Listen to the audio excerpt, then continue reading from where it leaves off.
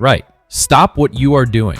Because Anthony Joshua, two-time heavyweight champion, the man who had his entire career dismantled by the person standing next to him, is currently in a training camp in Spain, training twice a day, morning and evening, with Oleksandr Usyk, the undisputed heavyweight champion of the world, the man who beat him twice.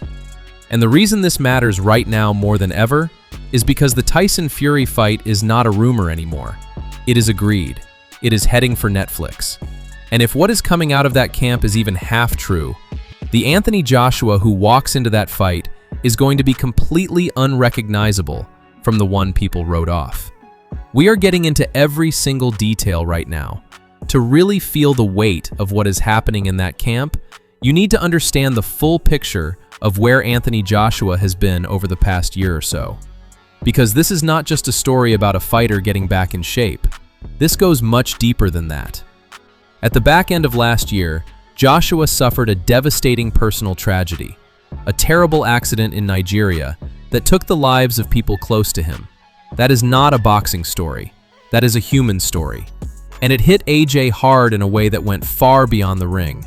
The silence that followed, the period where there was almost no noise around Joshua at all, was not just inactivity, it was grief.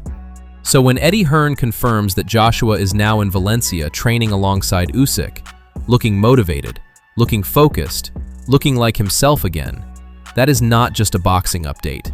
That is a man who has come through something genuinely dark and is rebuilding himself from the ground up. And the person helping him do it is the last man you would ever have expected. Before Spain, there was Ukraine. And this part of the story is the part that makes the whole thing feel completely different to a standard boxing arrangement. Usyk did not just invite Joshua to hit pads. He invited him into his life. He showed him Ukrainian food. AJ apparently loved borscht, by the way, which is just a brilliant detail. He took him to Ukrainian cultural landmarks. He introduced him to Ukrainian music. And most significantly, he took him to his church. For anyone who knows how deeply Usyk's faith is woven into every part of who he is, that is not a casual gesture. That is Usyk saying, "You are not my opponent anymore. You are my brother. I trust you completely." And then there is the shared grief element that adds another layer entirely.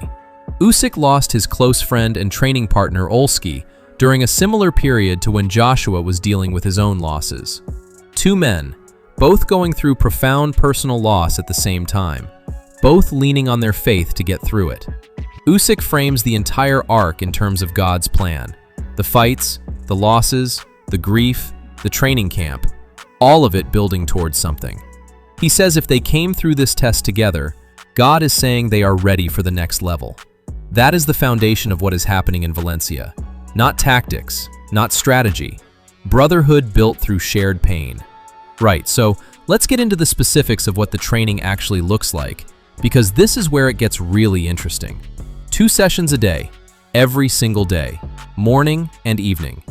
Usyk has been very open about the fact that Joshua is not just a guest floating around the camp. He is doing genuine work, proper sessions, structured preparation. And Usyk's assessment of Joshua as a training partner is revealing in ways that matter tactically.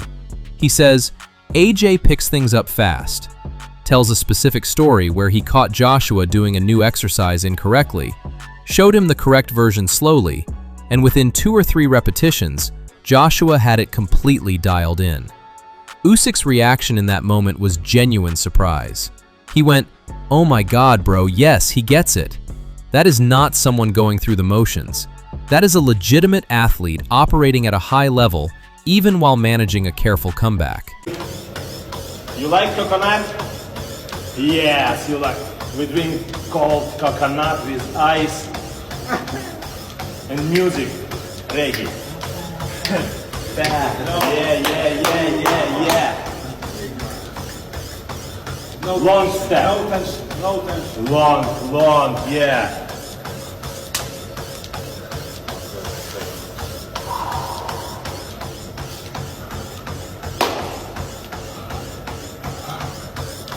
Seconds. Good coconut. Yeah. Delicious. Long chap, long step. Yes. Help your hand, Alex. Boom, hand. Boom. Woo. The doctor advising Joshua to take things slowly is also worth noting here, because it tells you the camp has been structured thoughtfully rather than just hammering him at full intensity from day one. His physical condition is described as good. His mental state is described as good and getting better. The rebuilding is happening properly, not rushed, not forced, done the right way. And here is the detail that nobody is talking about enough. Usyk says he knows his own mistakes from both Joshua fights. He knows Anthony's mistakes too, and they are actively working to identify and delete those mistakes from Joshua's game. Think about what that means. The man who exposed every weakness Joshua had is now sitting across from him, pointing at the tape and saying, "Here is what went wrong, and here is how we fix it." That is an advantage no other heavyweight on the planet has access to right now. I don't dislike Usyk. He beat me twice. Innit? Yes. I'll be stupid to say that I'm better than him. I could definitely win a fight in the future, but for now he's better than me. I gotta give him his credit. But we just compete with each other, and I'm a very competitive person. Two hard-working guys that are highly competitive. You feed off the energy basically. So we're not competing, but we're just putting our energy into the gym and supporting each other that way. Now here is the moment in this story that genuinely stops you in your tracks. Usyk is asked in an interview whether he thinks Joshua can become undisputed champion, and he does not say maybe. He does not say it is possible but difficult. He maps it out like he has already seen it happen. 2021, Usyk beats Joshua. 2022, rematch. 2024 and 2025, they train together. 2026 to 2027, Anthony Joshua becomes undisputed heavyweight champion of the world. He says he does not think it, he knows it. The man who took AJ's titles, who beat him twice, who arguably ended his reign as the face of British boxing.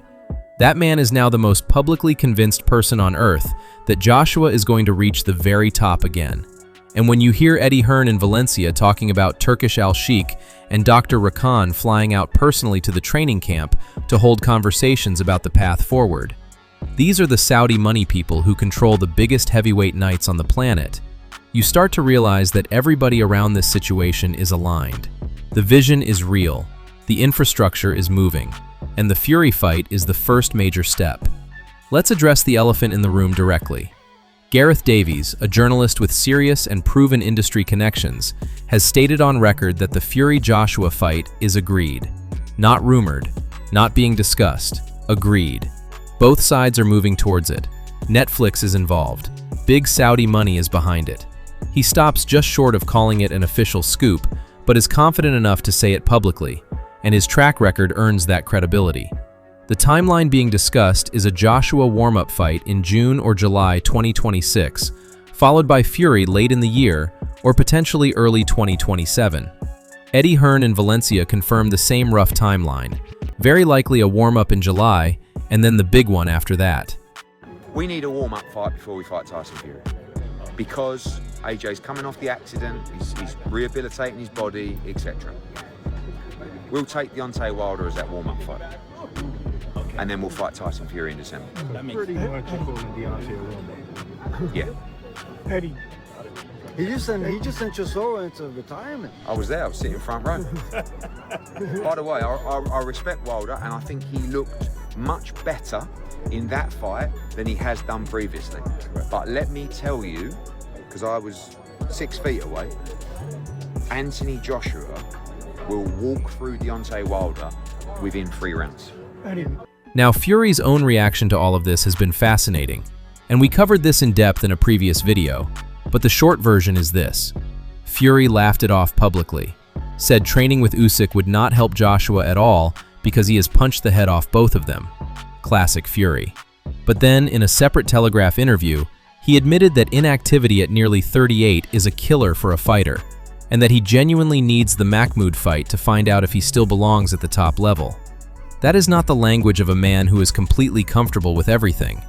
That is a man with genuine uncertainty about where he is right now, while watching the opponent he has spent years avoiding get rebuilt by the best team in the sport.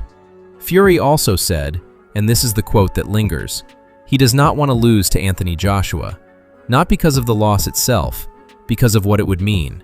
He said a loss to AJ would ruin everything for him in a way that losing to almost anyone else would not. That tells you exactly how much this fight weighs on both sides.